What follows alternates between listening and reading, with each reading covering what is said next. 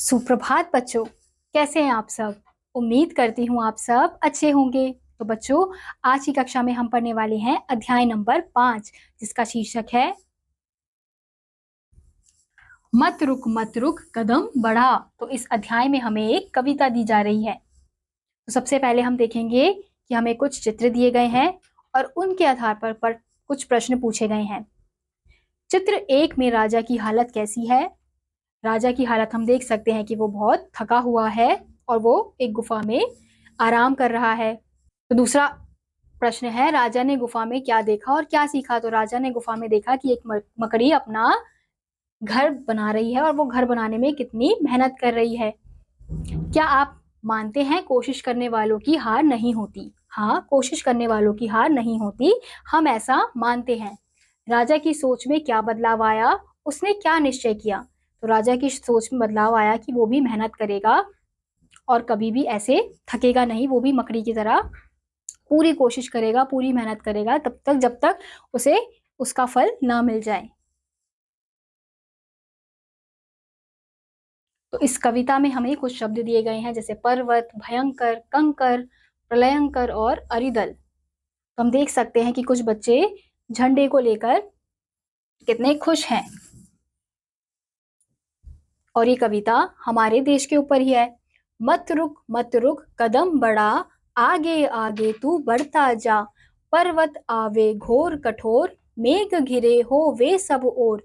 तड़तड़ हो बिजली का शोर, ऊपर ऊपर तू चढ़ता जा। तो इस पंक्ति में हमें क्या बताया जा रहा है कि हमें क्या कहा जा रहा है कि रुको मत, आगे बढ़ते जाओ। चाहे पर्वत आए कठोर या फिर कोई हवा आए, बारिश आए, तो हमें रुकना नहीं है। मत रुक कदम बढ़ा, आगे आगे तू बढ़ता जा।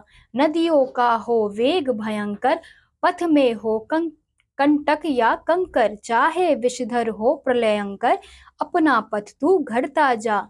मत रुक कदम बढ़ा, आगे आगे तू बढ़ता जा।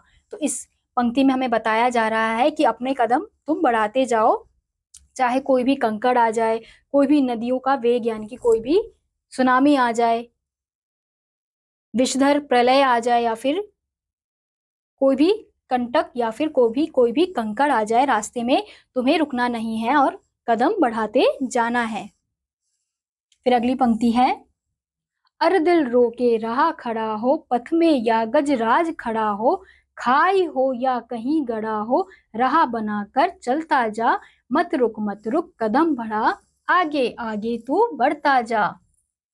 तो इस पंक्ति में हमें यही बताया जा रहा है कि चाहे कोई गजराज यानी कि कोई हाथी जैसा कुछ बड़ा विशाल जानवर आ जाए, कोई खाई आ जाए, तुम अपने कदम को मत रोको और आगे आगे बढ़ते जाओ। तो हमें इस कविता के माध्यम से आगे बढ़ने के लिए कहा जा रहा है और ये तरह तरह की सिचुएशन देते हुए हमें ये कहा जा रहा है कि अब जीवन में तरह तरह की मुश्किलें आती हैं, तो उन मुश्किलों को पार करके तुम्हें रुकना नहीं है, तुम्हें उनका सामना करके आगे बढ़ते जाना है। तो इसी के साथ आज का ये अध्याय यहीं समाप्त होता है। उम्मीद करती हूँ आपको ये अध्याय समझ आया होगा। मैं आपसे मिलूंगी अगली कक्षा में, तब तक के लिए नमस्कार।